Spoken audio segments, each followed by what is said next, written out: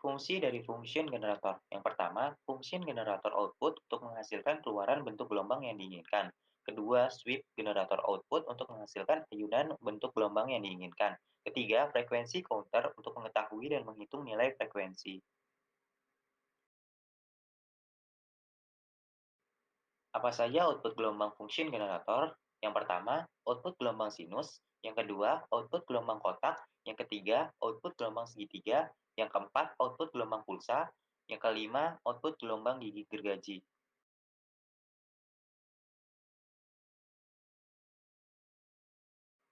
Apa itu output gelombang sinus? Untuk memahami frekuensi dan periode, salah satu cara yang paling mudah adalah dengan menggunakan gelombang sinus.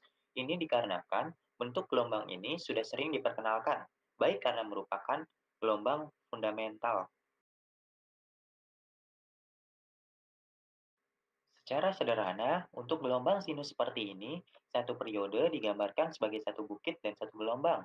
Meskipun pengukuran bisa dilakukan dari dua titik lain, misalnya dari titik puncak ke titik puncak lain.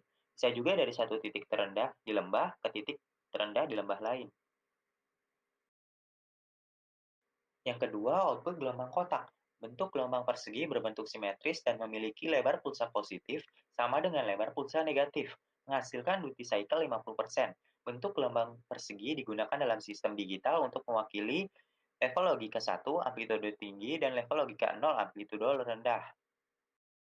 Kemudian kita dapat mengatakan bahwa untuk bentuk gelombang persegi waktu positif atau on sama dengan waktu negatif atau off, sehingga duty cycle harus 50%. Karena frekuensi sama dengan kebalikan dari periode, kita dapat menentukan frekuensi bentuk gelombang persegi sebagai ketiga, output gelombang segitiga. Untuk bentuk gelombang segitiga, jalan positif atau kemiringan memiliki durasi waktu yang sama dengan jalan negatif, memberikan duty cycle 50%. Bentuk gelombang segitiga. Kemudian, setiap tegangan amplitudo yang diberikan, frekuensi bentuk gelombang akan menentukan tingkat tegangan rata-rata gelombang.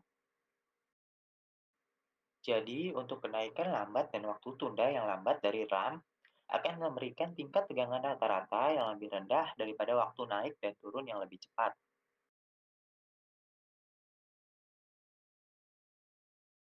Selanjutnya, output gelombang pulsa.